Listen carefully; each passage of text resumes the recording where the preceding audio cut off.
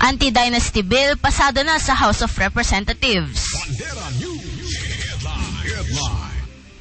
Isa pang sangkot na personalidad sa flood control projects kakasuhan na. Senate Committee, muli na namang nabago. Lino Cayetano itinalagang bagong PTV chief. Bong Suntay pinatawan ng parusa sa Kamara. Space Council, inaprubahan ang mga satellite program sa bansa.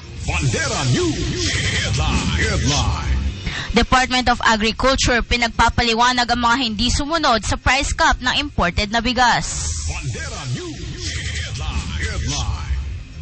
Habagat patuloy pa rin nagpapaulan sa Metro Manila at ilang parte ng Luzon.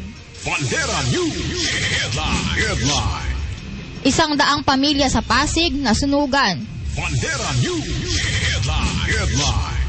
Gilas Pilipinas Women U18 tinambakan ng Vietnam sa SIBA qualifiers. Rico Blanco inaming nagkaroon ng imposter syndrome sa first lead role na Project Baby. At ang ulo ng mga balitang yan ay hatid sa inyo ng Angel's Pizza. Sa pagsikat ng araw, may ngiti ang isa't isa. May baong pag-ibig, may dalang sigla. Hindi ka nag-isa.